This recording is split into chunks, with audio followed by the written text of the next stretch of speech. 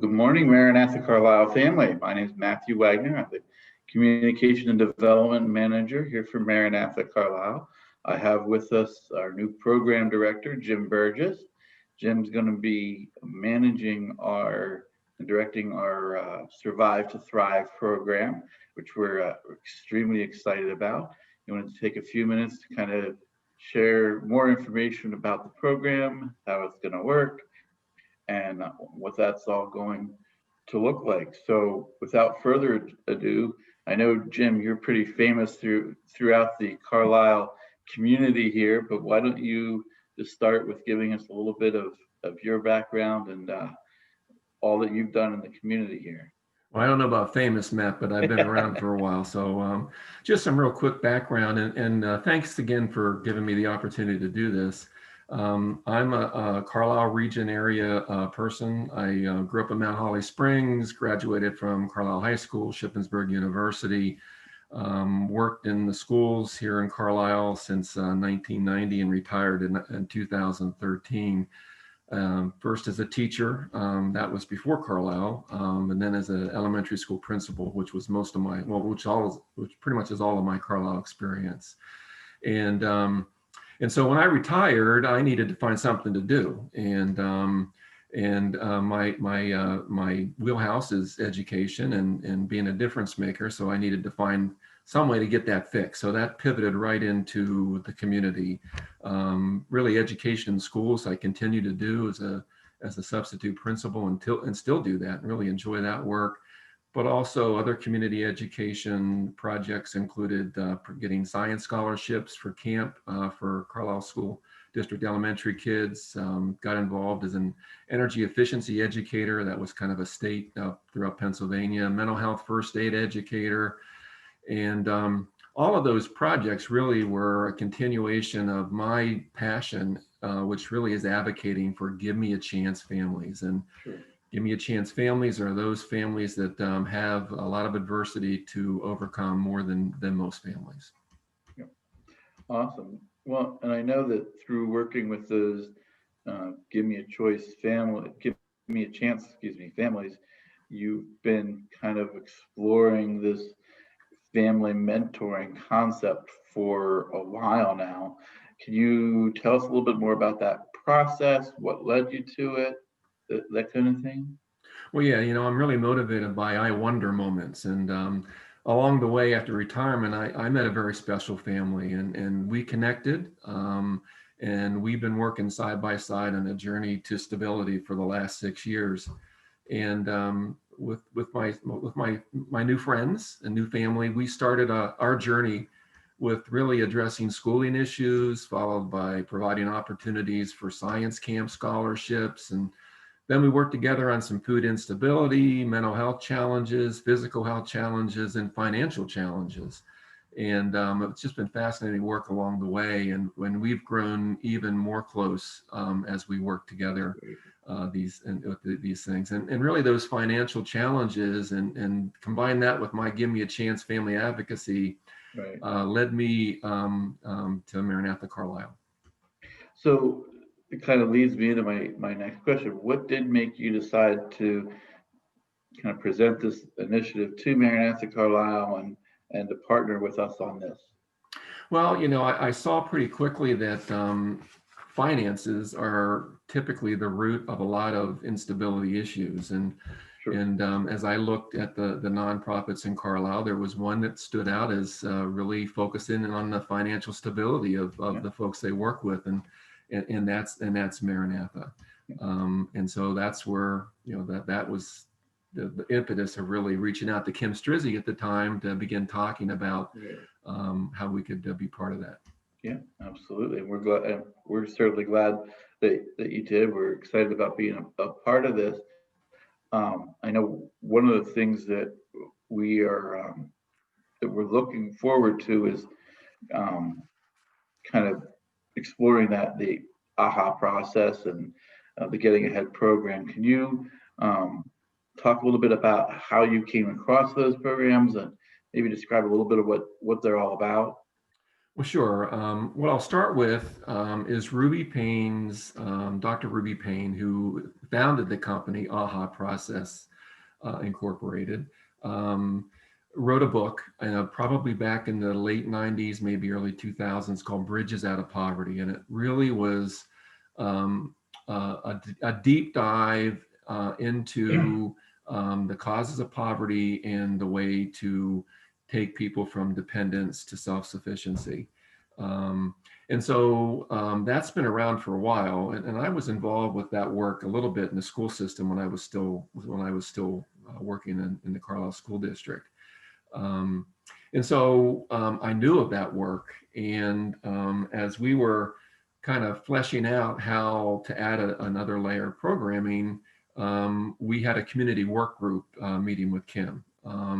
And that community work group found out about the South Central PA Community Action Agency in Adams and Franklin County. Megan Shreve, I'd worked with Megan when I was principaling, so I knew of her and knew of the work that she did. And so we had a Zoom session with her, and then that's where I found out that the centerpiece of what they're doing down there was getting out of poverty, bridges out of poverty, and getting ahead. And I was familiar with getting ahead with work I have been doing and still continue to do in Harrisburg, in the Uptown neighborhood. There was a person in our collective impact who really was a big fan of getting ahead and really described that as transformative, both for those who participated and as well as for the facilitators. So I knew about that. So South Central PA Community Actions kind of sealed the deal, and then we found out about Tri-County Community Action in Dauphin, Cumberland, and Perry counties, who also does that work, and that's what led us down the road to AHA, getting ahead, bridges out of poverty. Yeah. Okay. So can you describe a little bit of what that process is like, what it looks like, how it'll be carried out? Sure, I can start by focusing on the bridges out of poverty work. That really is the framework, the constructs of bridges out of poverty really build the infrastructure for the poverty reduction work that this does. And there really are 10 constructs. And I'm not going to talk about all 10, but I'll talk about some key ones. And the big thing here is just a different way of looking at poverty, and that's through the lens of economic class, where we've got folks that are coming out of instability, which would be potentially poverty, the poverty class. We've got those in middle class, and we've got those in the wealth class. And each one of those economic classes have resources. And some resources, the cup is full, and other resources, the cup is not full, but it does have something in it. And we start taking a look at poverty as a resource issue, where we can build and add resources to existing resources in all three economic classes, not just those in poverty. And that is a way that next point is really key. That's a way to build mutual respect relationships between economic classes. It's not to say that middle class is better than poverty class and wealth class is better than any. It's not saying that at all. It's a way to break down the barriers between economic class. So that's a key point. The other key point with the building bridges out of poverty is we're looking to stabilize the environment. We're looking to remove barriers, get in the way of stability. We're looking to build resources really through a triple lens, both the individual, the institution, and the community. So with our situation, we're working with Maranatha program partners. Those are the individuals with getting ahead. We're looking at really how we do business at Maranatha. That's the institution. And then the community is, what do we need to do in the community to be a resource building environment, even more so. And so that's where we are with that. Okay. I know this is a program that's being done all over the country. Can you talk a little bit about the results of this program in other cities, how's it going there? What's been the impact of the program in other parts of the country? Well, what's standard about delivering Getting Ahead is that there's a standard curriculum that when you get certified to facilitate, you have to deliver using the fidelity of the program. So that's standard across the country. Sure. What else is standard is you're looking at a small group of 8 to 12. We call them investigators in this process with a facilitator. I'm the facilitator as well as a co-investigator because I have a lot to learn as well. I'm learning as well as the others in the group. Sure. It's really a conversation among equals around the table. And so that's pretty standard across the country. The other standard piece across the country is the fact that investigators get paid because they truly are the experts of what it's like to live in instability. And our community needs their expertise to really move forward in reducing poverty in the Carlisle area. So they get paid in gift cards. That's standard. And so those things are all standard. The approach, though, that we are taking here at Maranatha is a bit different because we're taking a bottom-up approach where we're starting within one nonprofit to see with another I wonder moment. I wonder what this can do with moving folks that already have a taste of stability to maybe greater self-sufficiency. That's the hypothesis. We need that remains to be seen if that happens. Sure. And then we want to percolate this up. So if we start to have some, significant successes, we have opportunities in the community to spread the word. Hey, this is something you might want to take a look at. Yeah. And so it percolates up and then filters back down. Usually the process is top down, where the community embraces this concept, and then it goes down through the nonprofit world that way. We're taking a different approach. Okay, great. And can you talk a little bit maybe about some of the return on investment that this program's had, some of the impact it's had in other places where it's been done? Well, that return on investment and the metrics from this potentially, at least nationally, really are attention grabbers because AHA has a Getting Ahead graduate report. They've been collecting data for years on graduates, and this is all on their website, and people should visit this website to check these things out. But with 179 graduates from 2013 to 2019, they call it the ROI data, which is return on investment data. Right. Within those graduates, 52% increased their monthly income, 46% decreased monthly debts, 52% decreased total debts, and 43% decreased government benefits. So when we take a look at getting ahead, getting ahead's different than getting by. Getting ahead is self-sufficiency. And if you become self-sufficient, then that means there's less of the need to be dependent on other things.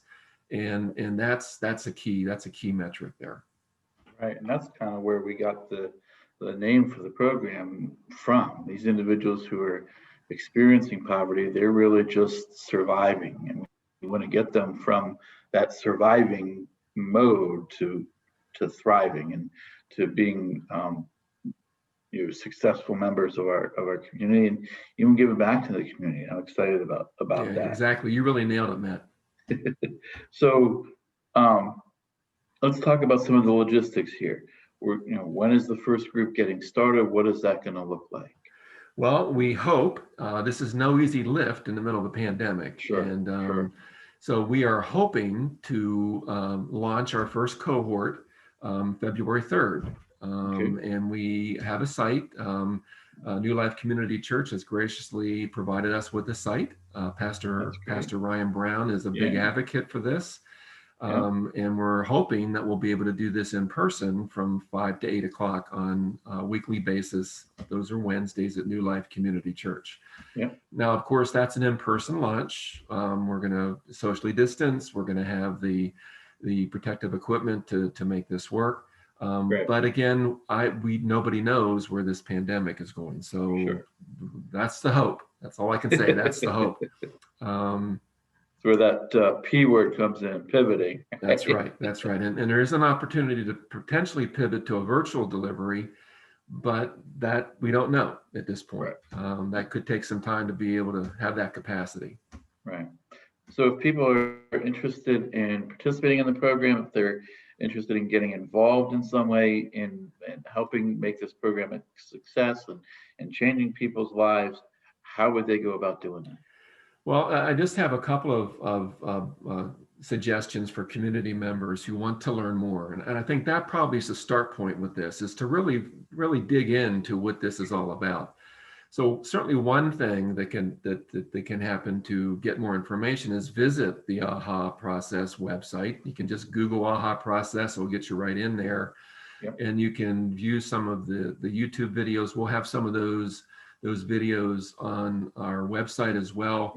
There's also podcasts and blogs and all kinds of webinar recordings. Right. So I would encourage people to do some research on their own to get a handle on what this is. And they certainly can call me and we can have a conversation. Yep. I've been spending probably the last 6 months getting audiences to talk about this in as little as 15 minutes to do an overview. I'll be glad to do that as well to give more information. But specifically for our February 3rd launch, we might have needs for childcare for participants to be investigators. They might have kids that we need to have some childcare opportunities for. Well, for childcare, you need to have clearances, and that would be state police and child abuse clearances. And I know in the faith community, a lot of folks in the faith community who work with youth have those clearances. We would love to tap into that to potentially use for childcare if there's a need. So that's certainly a way to be involved.